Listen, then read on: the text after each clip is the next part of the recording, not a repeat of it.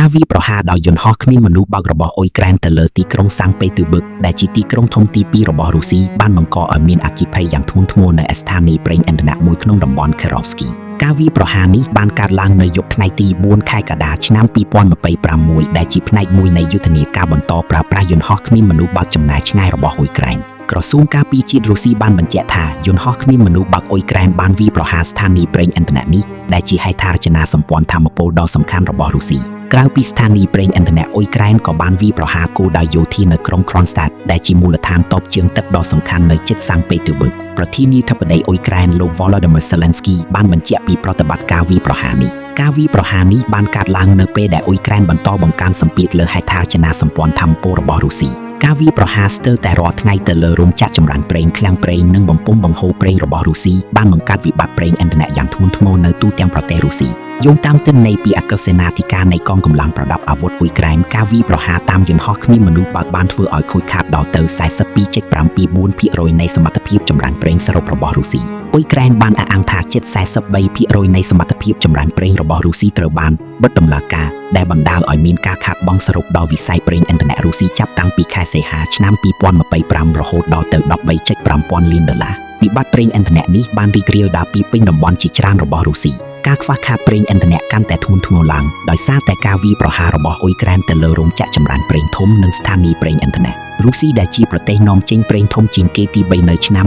2025ឥឡូវនេះកំពុងព្យាយាមនាំចូលប្រេងឥន្ធនៈចម្រាញ់ពីបរទេសដែលជាសញ្ញាបង្ហាញពីភាពធ្ងន់ធ្ងរនៃវិបត្តិនេះការខ្វះខាតប្រេងឥន្ធនៈបានបង្កើនសម្ពាធនយោបាយយ៉ាងខ្លាំងទៅលើរដ្ឋាភិបាលក្រុងម៉ូស្គូតំបន់មួយចំនួននៅជាប់ព្រំដែនបានត្រឡប់ទៅប្រើប្រាស់ប្រព័ន្ធបានបែងចែកប្រេងឥន្ធនៈវិញដោយសារតែការខ្វះខាតប្រេងឥន្ធនៈយ៉ាងធ្ងន់ធ្ងរប្រធានាធិបតីរុស្ស៊ីលោក Vladimir Putin បានប្រកាសថាការវាយប្រហាររបស់អ៊ុយក្រែនលើហេដ្ឋារចនាសម្ព័ន្ធថាមពលរបស់រុស្ស៊ីមិនមែនជាបញ្ហាធ្ងន់ធ្ងរនោះទេប៉ុន្តែការពិតនៅលើដីកំពុងបង្ហាញពីភាពផ្ទុយគ្នាការវាយប្រហារលើស្ថានីយ៍ប្រេងឥន្ធនៈនៅសាំងពេទឺប៊ឹកគឺជាផ្នែកមួយនៃយុទ្ធនាការកាន់តែទូលំទូលាយរបស់អ៊ុយក្រែនក្នុងការរំខានដល់សមត្ថភាពផ្គត់ផ្គង់ប្រេងឥន្ធនៈរបស់រុស្ស៊ីអ៊ុយក្រែនបានចាត់ទុកហេដ្ឋារចនាសម្ព័ន្ធប្រេងនិងឧស្ម័នរបស់រុស្ស៊ីជាគោលដៅស្របច្បាប់ដោយសារតែរុស្ស៊ីពឹងផ្អែកយ៉ាងខ្លាំងលើការនាំចេញប្រេងឥន្ធនៈដើម្បីបន្តសង្គ្រាមការវាយប្រហារនេះក៏បានបង្ហាញពីសមត្ថភាពរបស់អ៊ុយក្រែនក្នុងការវាយប្រហារគោលដៅយ៉ាងស៊ីជម្រៅនៅក្នុងទឹកដីរុស្ស៊ីដោយមានចម្ងាយវាយប្រហារលើសពី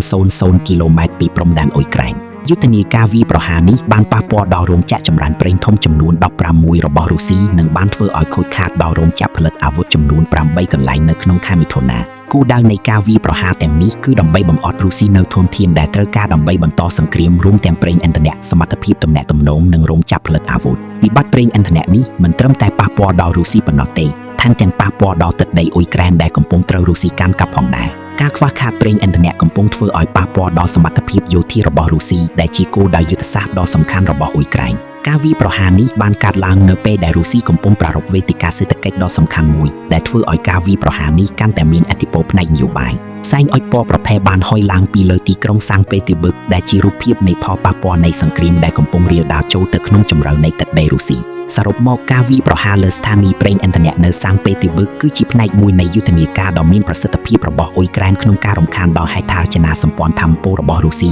ដែលបណ្ដាលឲ្យមានវិបត្តិប្រេងឥន្ធនៈយ៉ាងធ្ងន់ធ្ងរនិងបង្កើនសម្ពាធលើរដ្ឋាភិបាលក្រុងម៉ូស្គូការវាយប្រហារនេះបានបង្ហាញពីសមត្ថភាពរបស់អ៊ុយក្រែនក្នុងការវាយប្រហារគោលដៅយ៉ាងស៊ីជម្រៅនៅក្នុងទឹកដីរុស្ស៊ីនិងបានធ្វើឲ្យរុស្ស៊ីប្រឈមមុខនឹងបញ្ហាប្រឈមផ្នែកភស្តុភារនិងសេដ្ឋកិច្ចយ៉ាងធ្ងន់ធ្ងរ